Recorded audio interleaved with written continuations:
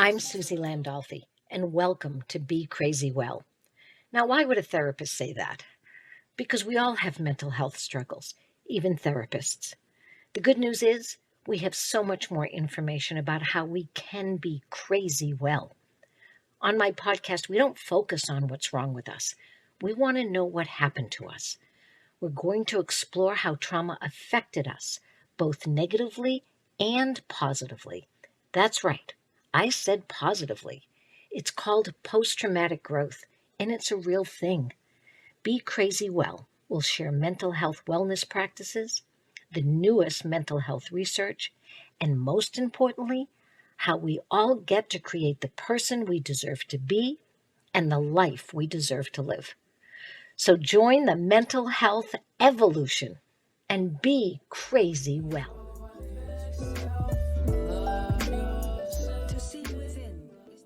Great. So what did you do? You just went and fixed your bed? Because I said to you, did you make your bed? I did make it. And then I have it's Drew's dog. My friend Drew, my Wait, no, you coworker. said it was your dog. Now, whose dog really is it? Is it Drew's dog, but you take care of it? According to the dog, I'm her master, but according to Drew, she's his dog. Yeah. Okay. Yeah. So he's not there to feed it. You are. She's jumping on your bed. That's Yep. not true for the girlfriends in this relationship. Is that true? I don't have any girlfriends. Thanks for rubbing it in. We're rubbing it in. Yeah, but you have a dog. That's true, but she doesn't like to cuddle. Unless she initiates. Okay. Which is most girls in Hollywood too. So Yeah. Well, let's hope for women because girls are Yeah. 12 and under. So we're just going to clear that up right sure. away. Yeah. No, women are where it's at. Women. So I've already started recording because why would I not have all of this wonderful banter? Yeah. Of what you are so good at. Like Yeah. if people could pay you just to banter, to just be like a professional, I don't even know how to say it. Podcaster. I mean, obviously you're doing really well. Wise ass. Like you're wise ass. Mm-hmm. Yeah, right? A little bit sometimes. What do you mean sometimes? All the friggin' time I talk. Not all the time. I'm a fun guy to be around. I'm not always a wise ass. I feel like wise asses you don't want to be around all the time, right? Oh, I love wise asses. Oh, okay. Oh my God, are you kidding me? Good. They're funny and quick and sharp and caustic and all of those wonderful things that most people won't be. But you're the best. I mean, I've seen you in action. I do my best. I do my best that's all anybody can do, right? Just do their best. Everybody, I'm talking to Juston Graber. I am a big fan of Justin's for quite a while. They're like one of the first people I met at MVP. Yeah. I'm gonna be there tonight. I'm gonna go tonight, get a workout in because I didn't go this morning, so I might as well get it in where I can fit it in. That's right. MVP, Merging Vets and Players. And so that's where I met. Look it up, everybody, vetsandplayers.org. And Justin, near and dear to my heart, most people don't know this, my first degree, the first time I went to college, was for theater. I knew that. You knew that. You knew that. I did. Yeah. And I managed and acted and directed and loved it and still do. Mm-hmm. When I came to Hollywood, I directed a one-act play that I wrote that I acted in as the main character. And the guy that I put in, let me jump around here. Yeah, let me just not finish the sentence. So I did that in Boston, and I played the woman and had an actor play the guy. And then my daughter played the little girl. So there's only 3 characters in the one act. Mm-hmm. 15 years later, we're in Hollywood. I get here and I decide to put it up on its feet. I'm too old to play the woman. So my daughter plays the woman now. Mm-hmm. She plays my part because now she's older, but I need a guy. Mm-hmm. I hold some auditions, and this New Yorker, kind of rough looking guy comes in, and he's really like, he's so excited, and I haven't done much yet, and I'm here in Hollywood now. It was Frank Grillo. Mm-hmm. You told me this. Yeah. Grillo, yes, was there. So I tease him all the time. I go, when you get that Oscar, you better just thank me, or else I'll have to go get Vinny. Mm-hmm. Come and pay you a visit. That's good. So, Justin, one of the things that I wanted to share is probably one of the things that I would say most civilians don't know about veterans as a whole. Like there's really some, not stereotypes or generalizations, just some things that I noticed that I Hmm. think either comes before you join or after you join or both. So Yeah, I'll ask you this question, then I want you to share with everybody a little bit of your background and your story, before the military and in the military and now after.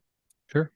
When I first met all you guys, and women, I saw Renaissance people.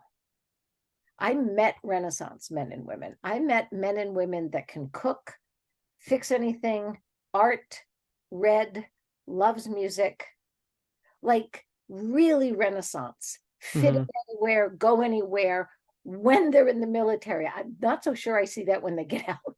Yeah, yeah.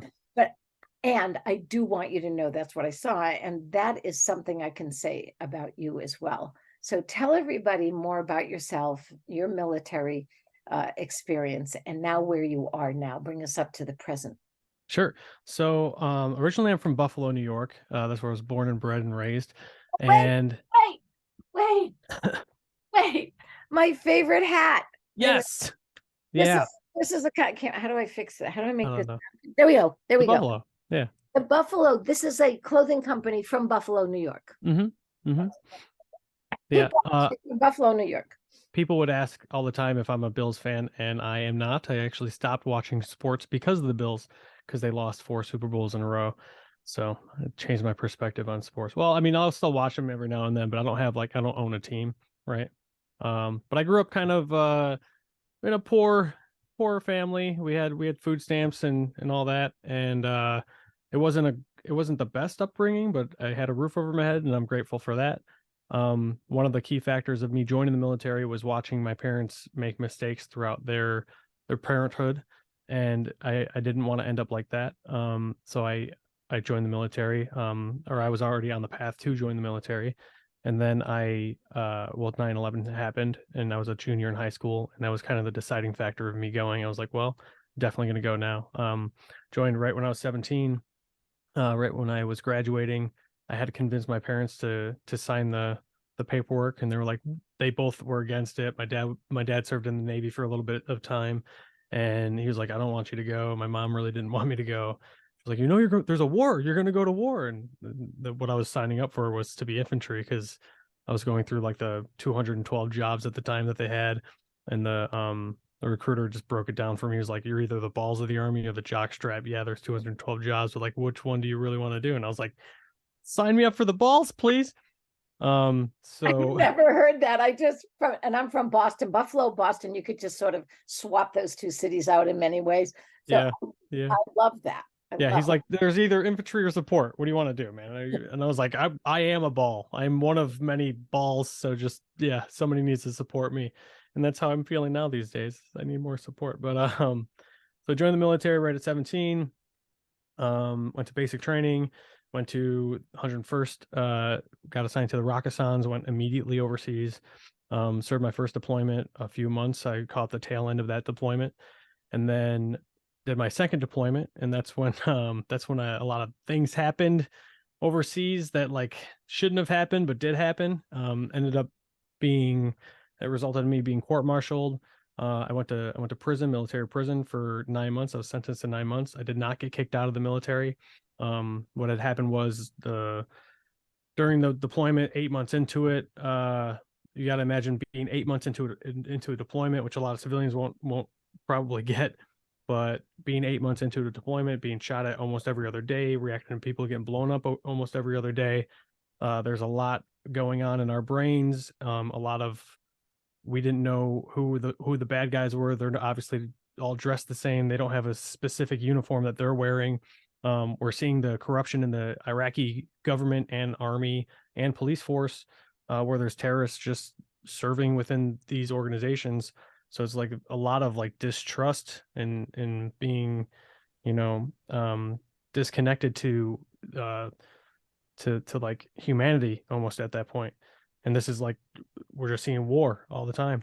So 8 months into this deployment, we got a mission, and the rules of engagement for this mission specifically was to eliminate all military age males on a series of objectives. and that we were hitting objectives on the islands, pretty much on the Tartar Canal in Samarra, Iraq. And one of the or the first house that we like entered and cleared, um, I was like the last person to enter the room, but according to military intelligence, there were not supposed to be women and children. We're hitting a known Al Qaeda training camp, and that's why the rules of engagement were what they were. And I'm coming in as the last man in, and at the time, like they had already detained 3 males and 2 females because when they all entered, the two or the 3 males were cowering behind the 2 females, like using them as human shields, and them knowing it was actually a known Al Qaeda technique, because they know that how compassionate our army is and that we have rules and we have Geneva Conventions that we follow when we're in a wartime situation. So instead of everybody being shot up, which would have been justified in the moment, they were detained first, and once they're detained, they become non-combatives. We asked the interpreter to come ask them what these guys did, and they kept swearing up and down that they were farmers. It was May time frames, so if they were, they would have been like, there would have been agriculture growing in their land. They didn't have that, and then we did a thorough search of their house, and we found all these AK parts, bomb making materials, and everything pretty much leading up to telling us these guys are definitely bad guys. But at this point, they're detained and they're non-combatives. And there's another house that was like 300 meters to the north of this house. I stayed back with the medic and another guy because when we initially landed, there was in that first house there was a guy standing in the window with an AK-47, and he got lit up, so he was dead at that point. So we all stayed back to pull security on the detainees that we had and to body bag this one guy.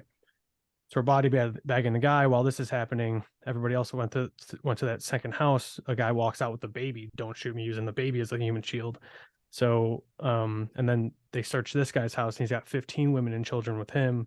And they search his house, and they find one AK and a handgun, and they're allowed that per their defensive like protocol.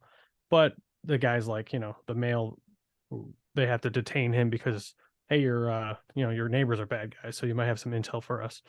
So they walk him over to the first house, and then at that point we're like taking pictures. This is right when like the war was getting extremely political because of so much media coverage over there. So we're taking pictures so that like, because these guys are detained, we'll hand them over to the Iraqi government, and hopefully they do what they're supposed to do and try them and send them to prison or whatever. But 9 times out of 10, we know already that they're just going to be let go. So that's going on in everybody's heads. And once my squad leader called it up saying, hey, we got these detainees, the first sergeant didn't know the specifics of why we have detainees. So he's just coming back with questions like, why the hell do we have this, the situation? These guys are supposed to be dead anyway. At that point, this was my squad leader's third deployment from his deployments, and it was my second. And he told me some of the stuff that he encountered during his first and second deployment that was like going through the push into Iraq, which clearly screwed a lot of people up because they didn't have like a base to go back to or anything like that. So he was like still, obviously in that mindset, whereas like a lot of us are starting to get conditioned to this new way of war with making sure we have positive identification before we squeeze the trigger and sending warning shots before just shooting people up. Because unfortunately there were a lot of, like during those times, especially during the push, there was a lot of innocent people that were killed overseas. And so at this point he's like, all right, well, he heard the first sergeant said what he said about like, why do we have these detainees? It brings everybody back into the house, except for weapons squad was still outside pulling security and stuff. And my squad leader at that point is just like, we're gonna cut these guys zip ties, tell them to run away, and shoot them in the back. And this is kind of like how infantry guys talk all the time. So like, I wasn't taking it seriously. I was like, all right, we're all disgruntled. We've been here 8 months. We have a few months, like 4 more months ago. We're all going home. So I honestly didn't take it as like it was going to happen. Yeah. So I go outside and I drag the body bag to the landing zone for the helicopters. I'm packing up gear, getting ready to go. And at one point they started walking over the guy from the second house, and it was just him walking over to the landing zone. And I'm looking at that and I'm like, oh, they're going to walk everybody over one by one. This is a command and control thing. This is what happened in the military. And as soon as this guy sits down, the shots rang off. So um, I knew exactly what was going on. I was like, oh no, this is not good. So I get up and I run to the front of the house, and I get there, and sure enough, the three detainees that we had from the first house, they're dead and dying on the ground. And I called for the medic. The medic wasn't in on this like meeting, so when he arrives, he like really thinks this happened. So the two other guys from my squad took what the squad leader said and said, "Oh, well, he said this is going to happen, so like we're going to do it."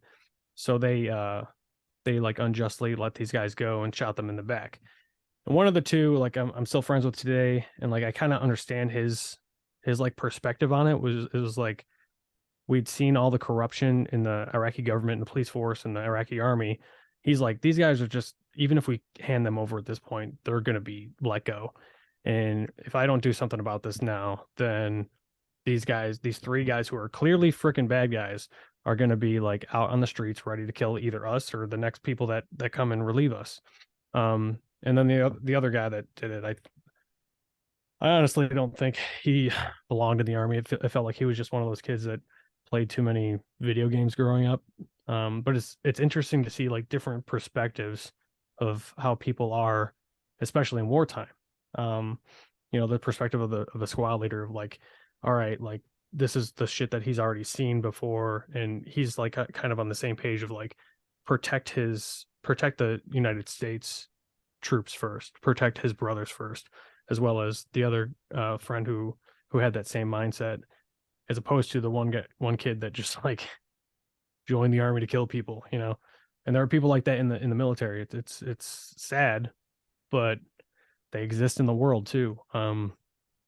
And that's not to say like that those people or that kid specifically hasn't grown since his experiences, and ended up going to jail. We all ended up going to jail because I went to jail because I carried out a mercy killing. One of the guys that was still alive, it was breathing every 10 seconds. The medic checked him out. We're on an island, have you? And he's like, I can't do shit for him.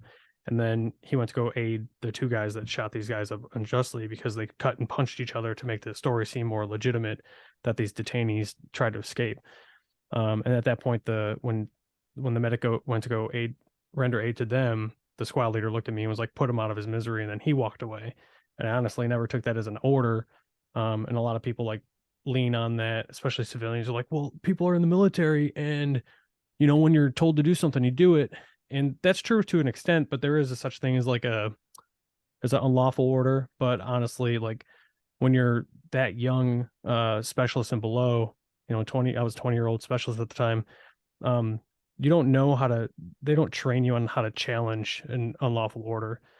And technically this was one, but I didn't take it as an order. And I didn't know at the time that what I carried out, like I ended up pulling up my weapon and shooting and missing the first time because I turned away, and then I had to watch myself do it, which was kind of fucked up. Like I'd been in firefights before, and it's a different beast when somebody's trying to kill you and it's kill or be killed, as opposed to terrorists are not a human being suffering in front of you who's in a position that they shouldn't be in.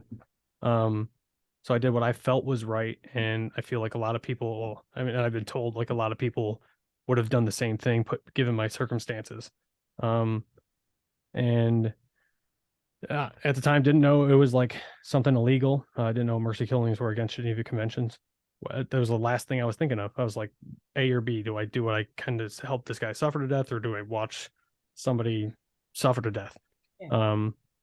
So I did what I did, and then there's a huge blown out investigation that when I was eventually brought back for questioning, they were like, they knew XYZ.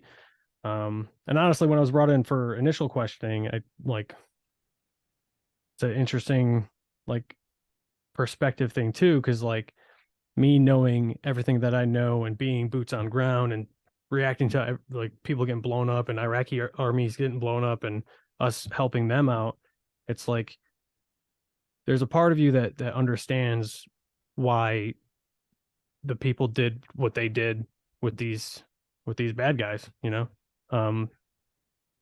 as much as that it's wrong, it's like, I get it, you know? So when I was brought in for questioning initially, I was like, I don't know what happened. Even so, that was a lie. You know, I was like, I don't know what happened. This is what they said would happen. This is probably what happened. Or I didn't say I didn't know. I said I didn't see. Mhm. I used my wording very, very And cleverly. that was true. You did Yeah. not. Yeah. Because the house was obstructing my view. So like, yeah. Um, and it was just like, you know, I'm not gonna tell on my brothers. You know, it's like what settled in with me was like, they know what they did. They're gonna have to deal with it for the rest of their lives. We're in a wartime freaking situation where, you know, we're given the guns and we have to make the decisions, and they're hard decisions. And it's like, well, this is why there's so much mental health issues with veterans, is like, there's probably so much people don't talk about and don't share. And I think that's important for guys like me who've gone through like this thick of shit to, am I allowed to swear in this? Oh, To yeah, you are. Fuck yeah, you are. fuck shit. All right. To share about, because I know there's other people out there who've gone through similar situations that may have been holding on to it for too long, that don't know how to really express it or like talk about it. It's important to share that. It's Um, super important to share it. I want you to go through how you dealt with it, okay, and where you are now, because one of the wonderful things about you, Justin, is the breadth of superpowers you have and talent you have underneath all of that. In other words, you just told us about one of the most traumatic things that can happen mhm. to a person in the military. And you have this other gift of making people laugh and be joyous and tell stories and um, be absolutely joyous about life on Yeah. so many levels, which Yeah. is such a great duality. And it's not a contradiction to me. It shows the breadth of, Mhm. of who you are. Before you do that, I want to ask you, you talked a little bit about your childhood. If there was poverty, if you didn't want to do what your parents did, I'm thinking there was some, for lack of a better word, kind of moral injury. Now, that's what we would say you went through in the military. Yeah. I happen to believe that moral injury starts way before that. Meaning, if you're a parent and you make a child and you say, I'm going to take care of you and protect you for the rest of your life, and you don't, Yeah. that's a moral injury as far as I'm concerned. It Yeah. just is, right? You promised to do something. You brought these kids into the world. They didn't ask to be, and now you're not taking care of them. And maybe because of your own trauma, were there things in your childhood that were also not fair, that were confusing, that dad or mom gave an order? You either had to go through with it or not. I'm just looking for that parallel experience that might have happened even before Iraq. Yeah. Man, I don't know if I could think of anything too specific, but like like when my mom and dad were together, my father was an alcoholic, and like he never really beat my mom or So, anything like no, that, but but there's one. I yeah, promise to be there for you. When I'm drunk, I'm not there. exactly. Yeah. Like he's going to work and then from Right. work not coming home and going out and drinking with his Not roofer there. buddies and stuff. Um, and then they split up when I was like 9 or 10, and my mom became the alcoholic. But at that point in my life, my friends were my family, and she lived closer to my friends.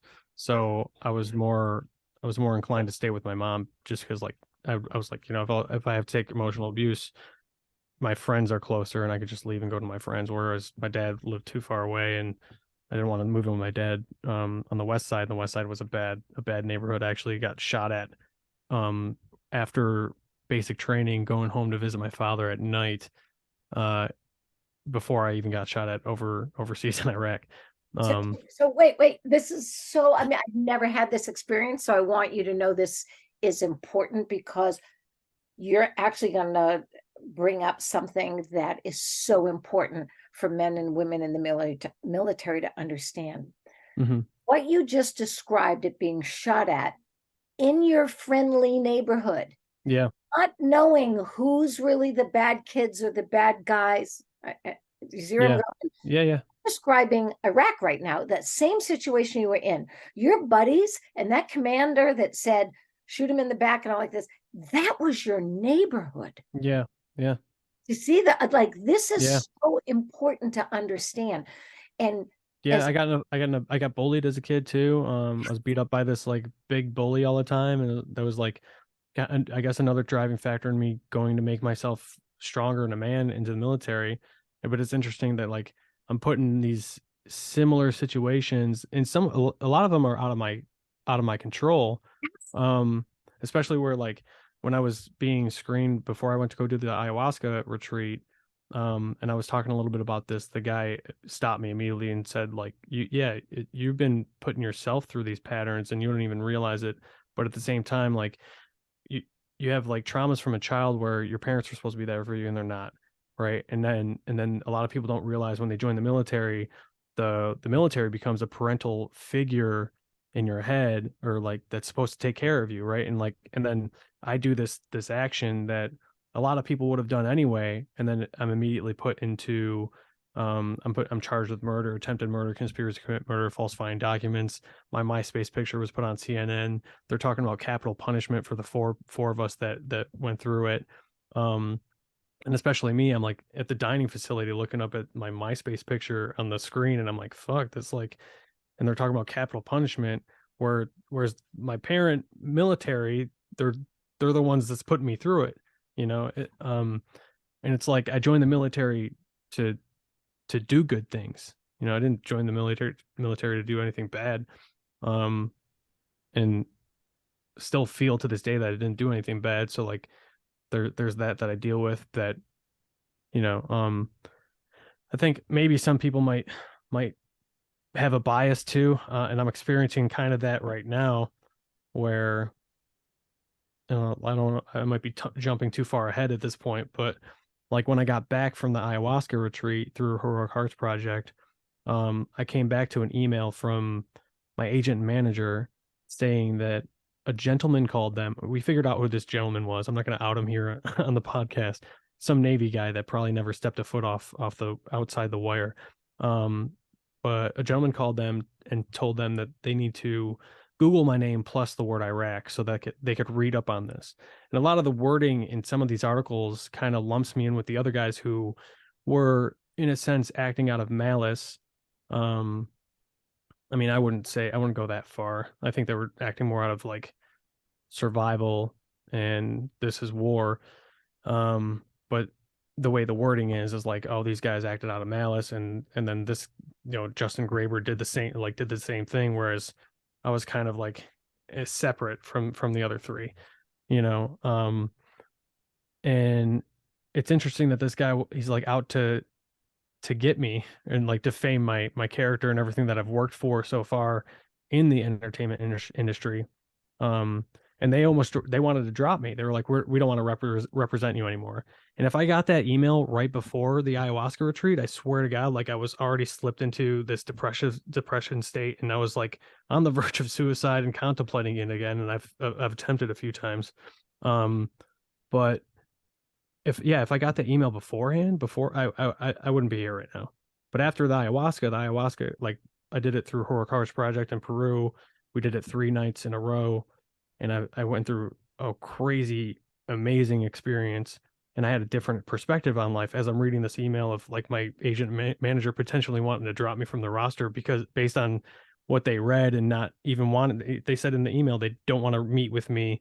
They thought about it, but think that the press did a just job, and you um people that weren't there thought the press did a good job. Is yeah. that, Yeah, oh, okay, I'm just trying to and get, also the press wasn't there, yeah, yeah, just gonna point that out. so I was like, okay, and I just started emailing them back, and I was like, hey, so I understand you've made your decision not to talk to me about it, but I'm going to go ahead and I've CC'd one of the lead prosecutors in the case in question. I recommend if you don't want to talk to me, at least talk to somebody who has factual information about it, as opposed to some gentleman that called who's giving you like whatever bullshit he wants to feed you, based on something he read. Uh, and then within like 30 minutes, the lead prosecutor responded back, was like, I'm totally willing to talk to you about this. Justin's a great guy. We remain friends after this. And this is the prosecutor. This isn't the guy this isn't my defense attorneys, who I've unfortunately lost contact with, but I still remain in contact with one of the lead prosecutors from it. And once he responded, they were like, "Oh no, we're so sorry. We didn't know there was more to the story." I'm like, "Well, you would have if you just Yeah, it if you was, thought about talking to me about it." yeah. And then they set up a meeting to talk to him, and then but within that time, I told him, I was like, "I'm not." This guy tried saying that I'm trying to hide behind this or something, and that I'm using my veteran status to be so big on social media, which I don't even consider myself big on social media. That's all Drew. Drew started his channel in 2015. I met him in 2019. Told him I'm totally open about this. I've Everybody, been right, open right, about it. right. Yeah. Give everybody the website, the social media channel, because Oh, yeah, yeah. it's a combat veteran. Say it You again, say it slower. a combat veteran. Yeah, a Uh, combat veteran. Yeah, on what is it? Freaking Facebook and YouTube. And Okay. then I think we're on TikTok now. We're trying to do TikTok, I think. I don't know. It's a different beast that we're trying to figure out. But yeah, since and then like I've been totally open about this. I told him this the first day I met him. I've talked about it openly at MVP. I've talked about it to other veterans that I come across all the time, and they're always usually shocked about it. But this guy, he ended up outing himself because as I was typing this email back, Drew came in and was like, "Hey, like, what's going on today? You doing anything? Maybe we should do a sketch or something." And I was like, "Actually, I'm dealing with this right now." And then he's like, "Oh, how are you responding?" He starts reading the email. He's like, "I need to go do ayahuasca because the way you're handling this is like with so much grace." And I was like, "Well, it is what it is. It's like easy going, Justin now." What did I you mean, want there is to a part of me that wants to punch this guy in the face. listen? It Hey, Mike, I'm exists. going to help you. I'm Yeah, a half Italian. I know how to make cement. yeah. There we go. But when I found out who it was, because Drew was like, "Well, I didn't do ayahuasca," so he went and made a post about it on the page, on the Facebook page, and the guy ended up outing himself anyway. And then he was going back and forth through DMs with Drew, trying to defame me with Drew. And he's like, "Do you realize this guy's my roommate, and we've been friends for 3 years, and we've done all these projects together?" And this guy's really definitely has a bias, but he's like, "Well, this guy got an other than honorable discharge and blah blah blah." And I was like, I got an honorable discharge from this case in question. I did get other than honorable for some other stuff that I went through, which is not even attached to this. But when I found out who it was, I immediately just felt sorry for him. I was like, shit, he's just like, this dude's in a place of comparing himself because that's where I was before I did the ayahuasca. I'm like, I've done all this work, 11 years into the entertainment industry. Yes, I'm SAG, but the biggest thing I've booked is like a really background role on Dog that I got cut out of anyway. And all of the other work that I've done is shit that I've made myself because I didn't want to wait for other people to cast me or try to like mold myself into the perfect actor for whatever casting director or what have you. And also I think this has actually come up before where people have Googled me and they're like, "Oh, let's not work with this guy because he's got all this." They're holding it against me, something that happened almost 20 years ago at this point. And it's like there are guys like Robert Downey Jr. and Mark Wahlberg and so many other actors who've gone to prison. And it's like I don't understand this cancel culture that are holding people responsible for shit that happened like 10 years ago, 5 years ago, 20 years ago, what have you, when it's like people change. And like granted, what I did still to this day, I would stand by what I did, but like my ideologies have changed over time. Um, because it all depends on your environment and your mindset and your goals and what you're doing in life and how you're presenting yourself and the people that you're hanging around. Nobody stays the same. Not one person stays the same. You're not the same person you were when you were 3, when you were 13, when you were 23, when you were 33, when Right. you're 43. I Like hope you're not. I've known some that do because I've never worked there, with them because they don't want to change. right? Yeah, there are people like that that don't want to change and don't want to grow and don't want to evolve, of course. But it's just interesting. I don't know. It blows my mind. This So, one guy that's like holding on to something that he's never even talked to me personally about my story. He's overheard me tell it to somebody else on set who wasn't even a veteran. It was actually Matt Marsden from Black Hawk Down. He was doing some background stuff through the Siglock military tactical that I used to do background work through as a military, not advisor. I would say just military, someone who has the experience who has served. And this guy overheard me telling the story to him, and that was even like, you need to write a fucking book about this shit. Write a book and make it into a screenplay, which is actually what I'm working on right now. I've got the outline done, and I'm about to That's what start. I was going to say. Yeah, It's time for you to tell your story. yeah, Because yeah, when we tell our stories, that's what helps all of us. There's very few times in the military that I can, and I'm obviously a civilian, so only from my nice wide view out, looking in, and you guys in looking out. I don't know too many situations I've heard about that are black and white. yeah, I just yeah. don't. You know, No, and just so you'll know, what's interesting is I'm hearing you talk about putting this person out of suffering who's obviously not going to live, told by a doc that he's not going to live. Uh, mm-hmm. my mother was terminal with throat cancer, and the Yeah, prognosis for her death was horrific. She was going to watch herself bleed to death, literally, no matter where she was, and everybody else would. And some very nice doctors at a hospital in Boston gave her the medicine to control her pain and said, if you drink that bottle of medicine, you'll go to sleep. mm-hmm. Wake up. So if you start to see the symptoms of your pending death, Yeah, told her that. I was going to sit with her, drink some wine because I can't drink much of it, and hold her and be with her while mm-hmm. she died. Yeah, It's like, and the only reason why she didn't tell me when she was going to do it was because she knew I could get prosecuted at the time yeah, for helping somebody, and that would mean that the doctors would and everybody else. So it's really interesting to me when we are in a very, very gray area of what to do and what not to do. Also, that idea of authority. Who has the authority? Who has the moral authority? yeah, How, when we allow young men, I have an 18-year-old grandson. If he was in the military right now, I would absolutely believe that he would be put in many moral injury and moral compromising situations on a daily basis. mm-hmm. And he'd have to be very strong and very secure in his principles to be in that situation. And Yeah, then you have to do some horrible things that you would not normally do to save your life. There's yeah, that too. So I want you to know that, first of all, I appreciate you sharing this story. And I appreciate that maybe the next part of your journey of this story is that we get to see that struggle that we're all going to have when we're put in a situation like that. mm-hmm. If we don't talk more about those situations and those struggles, Yeah, how do we help one another? yeah, We don't.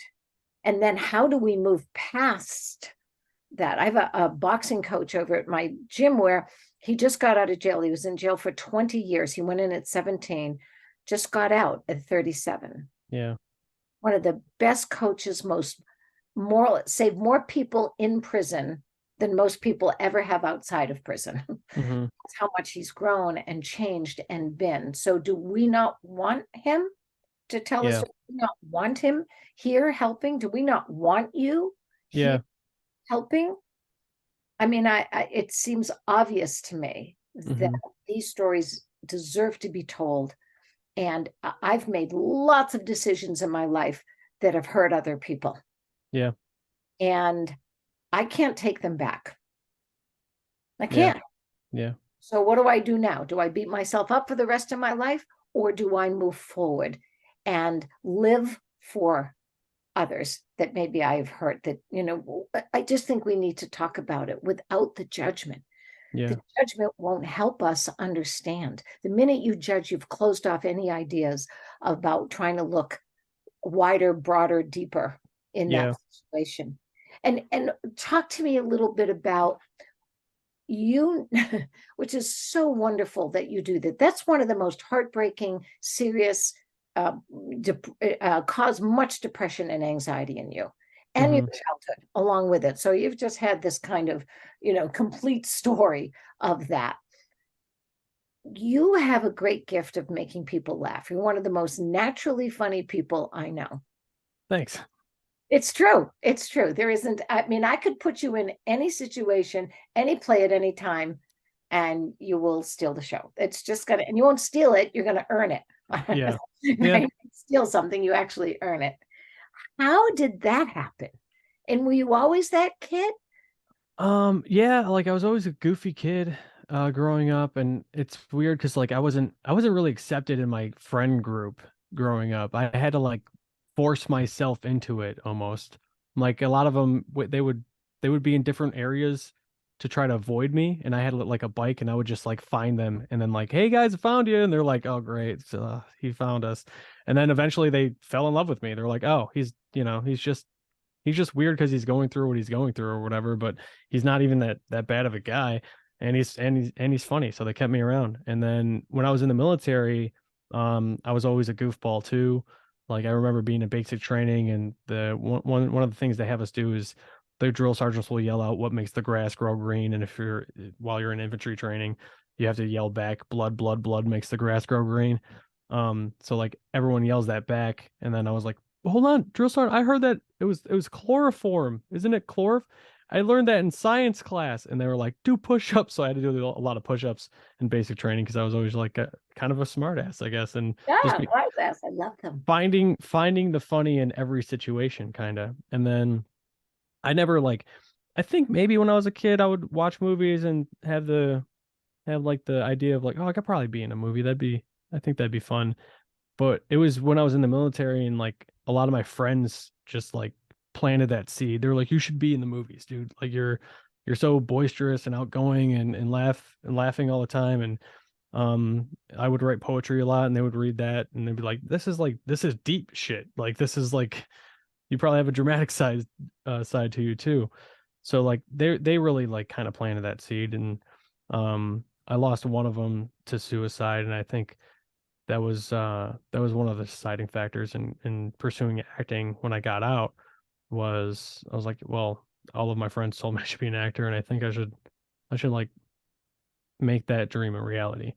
And it's a tough struggle because I don't consider myself one yet, even though I have joined the Screen Actors Guild, and but I'm not like Why don't you think you are one now? I don't know. It's like I don't know. I think the path into this industry isn't for me isn't going to be the the one where I'm auditioning every other day or whatever, because I do that on the side, but it hasn't gotten me anywhere. And I don't know if it's because this I'm Googleable and people like make their own biased opinion, or if it's just because like the competition's so steep out here in LA that I'm just not being looked at. So I mean, like, I guess this happens with a lot of people. They end up writing their own material and getting in the door that way. But it's like so difficult, and it's so much money. And right now, I'm broke. Don't have any money to do any more shorts. Um, we don't want to do shorts anymore anyway. We would like to do a feature film at some point. Drew's actually off doing his own thing, doing stand up this year. I'm trying to focus on the book. I've been procrastinating that a little bit, which happens. Like everybody goes through that too, right? Okay. Um, but it's just I don't know. It's like The it play, feels like it feel I know, and I know this isn't true, but this is what I'm struggling right now. It's like we did the stage play together in 2022. We had our own app in 2021 that we were releasing short films and sketches every week. Um and it was just me and Drew writing, acting, producing, color correcting, editing, sound design on the smaller stuff. On some of the bigger stuff we had extra money to outsource. And we were trying to build this app from the ground up. And after the first year, we topped off at like 3,000 subscribers that were paying $4.99 a month, which was great. But all the money that came in went like right back out, and he and I didn't take a paycheck at all. We were just surviving off of savings. Um, didn't take a paycheck at all, and we're like, crap. I mean, we broke even. It was like I think we brought in 120K and we spent 120K. We broke even that year, which is like unheard of for a first year business. yeah. But when he came to me and he was like, "All right, Vimeo said, do you want to renew?" Because our app was through Vimeo. He's like, "Do you want to renew?" And it was like 24K for the to have an app at all. And I was like, "I'm burnt out, man." He was like, "Good. I'm glad you said that because I am too." And he went to Vimeo. He was like, "Hey, we're done." They thought that we were gonna jump ship to a different host to host our app, So they were like 50% off. And he was like, they came back with a 50% off deal. And I was like, it felt like a twist of the knife. Like the knife was already in the heart. And it was like, oh, if you're offering 50% off now, that means you could have offered 50% off the first year and this year. And that would have helped us a lot. That would have been enough to keep it going. And then even doing the play, like we did GoFundMe for that, raised 60K in 6 weeks, put that up in North Hollywood at the El Portal Theater, film that. That's streaming right now at weenlisted.com. If you want to add or go watch it, it's you have to donate at least $10 or something. We had to pay what you want for a while, but there are 7 people, and we're gonna find you, whoever you were. There's 7 people that donated 1 cent each. Oh, I'm like, bastards. yeah, I'm like, come on, guys. All right.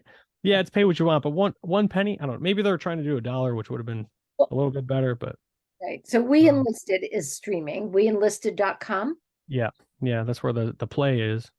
plays, and it's funny. And Yeah, yeah, I've read it and it's amazing. I didn't get to see it. I was traveling or wherever I was yeah, when you put it up. So I'm grateful for that. And, you said something earlier. So one of the things that I think is really important, I was talking to a young woman today about sharing her gifts. Like if we just share our gifts, it's different than trying to sell our gifts. yeah. It's different. You said you wrote poetry. Mm-hmm. I know you as a very deep person. I think most people think that wise asses aren't deep. See, to me, it's just the opposite. Yeah, There's always a sadness to the comedian. There's always a sadness to the wise ass. And there's always a deep thinking to the goofball. yeah. That's why, right?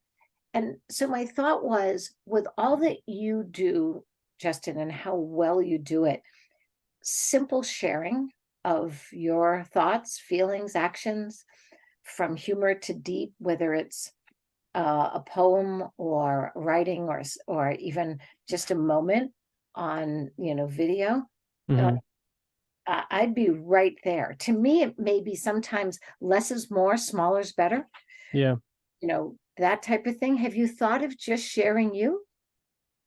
Um, I mean, I don't know. I don't think I want to be on social media anymore. It's like the beginning of this year, I got off of it because I caught myself like comparing myself too much, Oh, and it well, was really, no, that you can't do. If you share, you yeah, can't do that. yeah, Yeah, yeah, you know what I mean? That's not allowed. Like if you're going to share something, you don't go and bring something to someone's house and share it and then go, oh my God, my cake's worse than theirs. And like you're sharing, you're at a potluck. You just yeah. put it out on the table and let people eat it.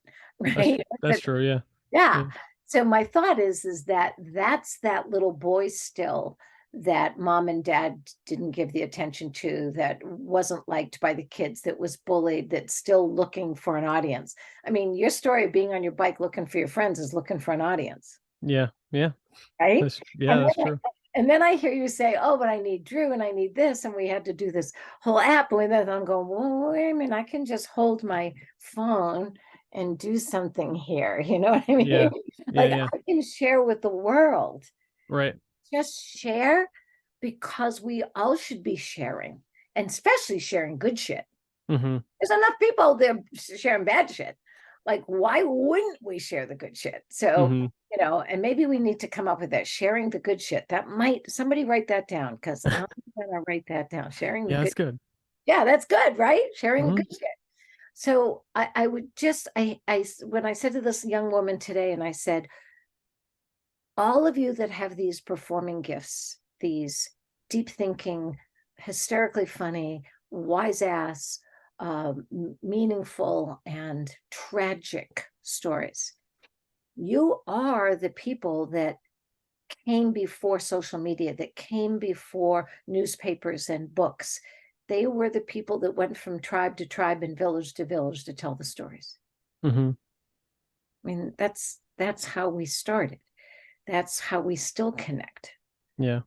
My sense is, as long as you don't share, you don't compare with anybody else, it would be really a shame not to share all of this greatness that you have, the gifts that we have. Mm-hmm. Yeah, it's true. Yeah. 100%. Yeah. Yeah. So then it makes it different, right? It's not there's no agenda to it other than to share. You know, one thing that people ask me about when I was doing some acting and coaching and directing and all that stuff that I love so much in the theater, I said, stop showing and share. And they go, what do you mean? I said, well, there's a huge difference between showing your character, showing your lines, showing your agenda, than sharing it. Mm-hmm. Huge difference. Yeah. That, right? So if you're Mm-hmm. trying to show somebody how good you are in order to get a role, there's a hint of desperation there Mm-hmm. that's not as wonderful as perspiration. When I share something, I'm in it. Like, Mm-hmm. I share with you so much how great you are, like this and that. And I have no agenda. It's not a transaction. Yeah. Sharing's not a transaction, showing is. Yeah, So that makes sense. I'm a big fan here. So I'm just saying, oh, I would love to get up in the morning and turn on my social media and see something new pop up from you. And Yeah. whatever it is, poem, moment, produced, unproduced, walking, interviewing people and, being that person. Mm-hmm. And you're the men and women that served with you saw it and it inspired them. Mm-hmm. Yeah. All right, everybody, I want you to email me so that I can show him. I'm going to show him. I'm going to share with him. Actually, that was a joke. So I'm going to share with him. Uh-huh. Email me at suzigma@gmail.com, and I will get all these messages to Justin about how much we want you to share your gifts. Most of us don't have that gift. There's very few people that have that gift to be able to share and present and be other people and think deeply and write, sing, act, play. Like, most Mm-hmm. of us don't have that. Nice. I actually just started singing lessons, so I'm singing now too. There you go. If you ever want to Yeah. learn to tap dance, let me know. I'm a really good tap dancer. Oh, beautiful. Yeah, That's like that's really. been on the that's on the bucket list somewhere. I think I would, yeah. I would do tap dancing. Okay, good, good, good. We'll videotape that for sure. Okay. Oh yeah, we'll actually do that. Justin, I can't thank you enough for doing this, sharing with us. I hope you'll come back and share some more. I'd love to talk more about your experiences coming out of the military and then what happened into the theater world and all of that. I think because there are some wonderful, funny stories in that, and I know Mm-hmm. there are. Yeah. And so we got the lay of the land now. Now we need to go into each room and into each village and find out what were some of the stories that happened there. So will you do that? Will you come back Yeah, and of course. Yeah. oh my God, I just so grateful, so grateful. I won't be in the huddle tonight, so Oh, darn. a We'll couple of miss you. push-ups for me, although I'm pretty, look at this. Good. Yeah. I'm 70, like, yeah. not bad, huh? Okay. Justin, bless you. Thanks, Susie. Everybody, this is Be Crazy Well. Oh, I didn't never told you that, Justin. That's the name of the podcast, Be Crazy Well. I'm a If you're fan. crazy, do it fucking well. Like, or Yeah. don't do it at all. Don't be crazy if you're not going to do it well. And my theme song is by Kalvin Love. You should look him up with a K. It's Okay. Be Your Best Self. He just does some of the greatest rap and music. He's just a dear, dear, dear, sweet young man that gave me this song. So I'm so grateful for that. Anyway, all right. We're going to post this soon. And I so thank you for sharing all of this. Of course. All right. Take care. See you next time. Hi, everybody.